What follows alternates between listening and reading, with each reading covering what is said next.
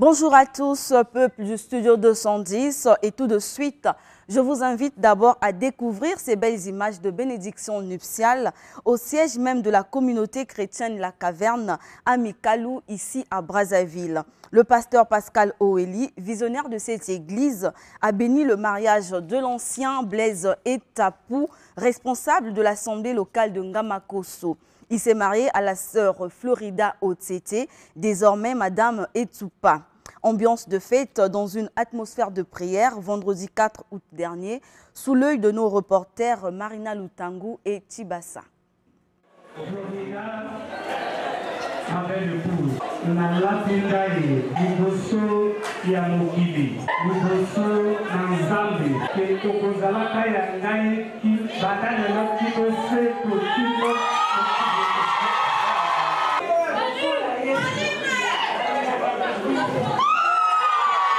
C'est par ces déclarations que l'ancien Blaise Etapou, responsable de la communauté chrétienne La Caverne, assemblée locale de Ngamakoso et Florida Otsete ont concrétisé leur union devant Dieu et les hommes vendredi 4 août 2023 au siège de la dite église.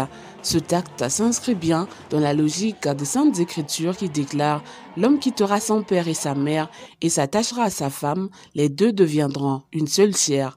Pascal Oeli, visionnaire de la communauté chrétienne La Caverne, qui a célébré ce culte, a exhorté les mariés à mettre Jésus au centre de leur union. Le mariage a une place de choix dans le cœur de Dieu. Lorsque l'amour commence, il est succulent. Lorsque l'amour commence, il est succulent. À mesure que vous goûtez, le verre va devenir un jour vide. Frères et sœurs, heureux de ce jour. Moi, je vous dis, Jésus ne doit pas être l'invité de votre mariage. Dans le soir du mariage, Jésus doit passer de l'invité à celui qui marie. Parmi les temps forts de cette cérémonie, la remise de la Bible comme cadeau aux mariés par le pasteur célébrant et la prière de bénédiction. Le visionnaire de la communauté chrétienne La Caverne a également saisi cette occasion pour présenter de façon officielle les membres de l'église élevés au rang de diacres et anciens. Samedi 29 juillet, ambiance de fête toujours, mais cette fois-ci au Loum, au siège de l'Ordre des Aïniens à Mayanga, dans le 8e arrondissement de Brazzaville, Madibou. L'heure était à la clôture de la fête des Montras, célébrée tout le mois de juillet. Sur les lieux, Marina Lutangu et Mavounia y étaient. Fête des Montras, nous sommes à Mayanga dans le 8e arrondissement Madibou, une tradition pour les adeptes de l'Ordre des Aïniens, bien nombreux dans leur loum pour la clôture de cette célébration particulière qui dure tout le mois de juillet. Nous prenons un mois d'affilée à prier pour nos problèmes et à la fin, une grande fête s'organise. Une grande fête, vraiment de grande envergure, donc au sein de l'Ordre des Aïniens bien sûr, on organise une grande fête pour clôturer le mois de Montras. Et à partir de là, on prend le rythme normal de prière. Si tu vois une foule se réunir comme ça, c'est que c'est des gens qui retrouvent gain de cause, qui intéressent aussi les autres à venir participer. En pareille circonstance, le jeu de questions-réponses est toujours au rendez-vous. Une occasion pour le guide de l'ODA de revenir sur les origines de l'ordre dont il est le fondateur avec pour mission l'éveil de la race noire. L'orateur a martelé sur la pratique du magnétisme, moyen par lequel se font les guérisons de toute maladie d'origine maléfique, y compris la folie. L'ordre des Aïniens vient pour renouveler encore notre propre identité que nous avions perdue. Le noir pour prier doit s'incliner devant les dieux de blanc. Mais plutôt l'ordre des Aïniens vous dit, il faut chercher à transcender. C'est le point faible de Noir en fait de compte. Le Noir n'a pas la possibilité de transcender de son corps, d'aller acquérir les connaissances, de le ramener dans le corps physique. 5 adeptes ayant suivi pour certains une formation de 3 ans et d'autres d'1 mois ont reçu par la même occasion leur diplôme. Je suis dans l'ordre des Aïniens, ça fait de cela 5 ans. Spirituellement, je me sens déjà épanoui, spirituellement. Maintenant, concernant par exemple ma vie physique à moi, je trouve qu'il y a un très grand changement. Avant, je n'étais pas comme ça.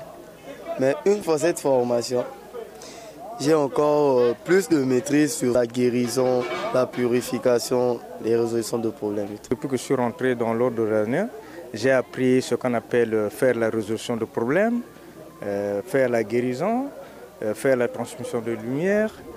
Et puis, je fais aussi la purification des maisons. Donc, tel que je suis là, je suis à mesure de conduire tout un loom. Le clou de cette cérémonie a été la présentation des représentants de l'ordre des Aïniens dans les différents départements du pays. L'ODA, fondée en 2008, est également présent dans d'autres pays d'Afrique, comme la RDC, le Burkina Faso, le Bénin, le Togo et l'Angola. Merci à nos reporters pour ces belles images à Mayanga, au siège de l'ODA, l'Ordre des Aïniens, où ils ont interviewé quelques représentants du dit ordre dans le département de la Bouinza, précisément de l'Oudima et de Nkaï. Ils parlent de leur combat contre la sorcellerie et des guérisons arrachées contre les cas de folie. Suivez. L'ODA, c'est même la voie que nous devons suivre. Parce que j'étais d'abord dans d'autres congrégations, mais ce que j'ai appris dans l'ODA, c'est purement de la spiritualité appliquée de la race noire. J'ai traité un cas d'une fille qu'on avait envoûtée depuis son bas âge. Donc la fille est libérée, c'est bon. Quand nous recevons le cas de la folie, le point 6 chez nous dans l'ordre des Aïniens, tout d'abord la guérison est un processus de retour à l'équilibre. Il y a de ce cas, quand quelqu'un fait au moins une année, ce n'est pas en une journée que la personne va trouver gain de cause. Parfois en 10 jours, la personne peut trouver gain de cause, parfois en un mois, parfois en 2 semaines, voire même 2 mois. Moi j'ai déjà expérimenté ça, je connais les points essentiels auxquels que je peux guérir 1.6. Je reçois beaucoup de cas, tels que ça me fait déjà au moins une année là-bas, j'ai déjà au moins guéri 6 ou 7 cas de la folie.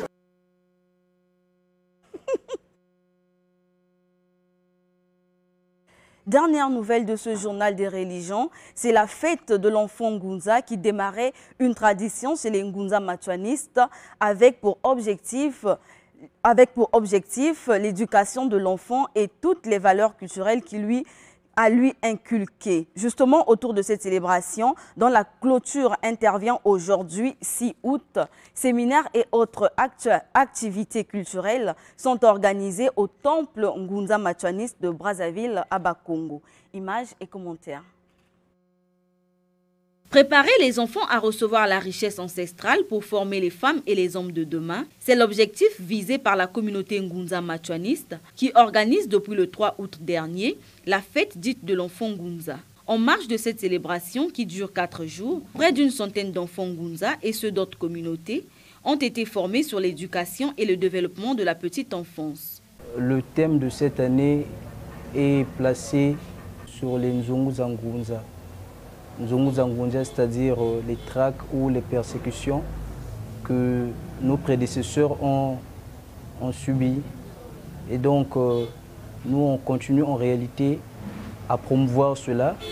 Et notre objectif, c'est que cette pépinière également puisse continuer à parler de ses ancêtres. Parce que si cette pépinière ne continue pas à parler de ces ancêtres-là, alors notre histoire sera une histoire qui va disparaître. Notre communauté martèle plus sur l'instruction, l'éducation. L'école a sa part de responsabilité, mais la communauté, c'est là où on a toutes les solutions de la terre. L'apprentissage des chants et des cantes figure au nombre des activités prévues dans le cadre de cette célébration. Une initiative bien appréciée par les apprenants. Ce que j'ai retenu, c'est que nous devons vraiment nous appliquer à apprendre parce que nous sommes la génération future. C'est nous qui allons remplacer nos prédécesseurs et que nous devons vraiment nous appliquer. Ce que j'ai retenu, il faut respecter tout le monde, quelle que soit sa nature. À noter que la fête de l'enfant Ngunza a lieu au mois d'août de chaque année. Complètement bouclé ce journal des religions. Merci de l'avoir suivi. Studio 210 continue.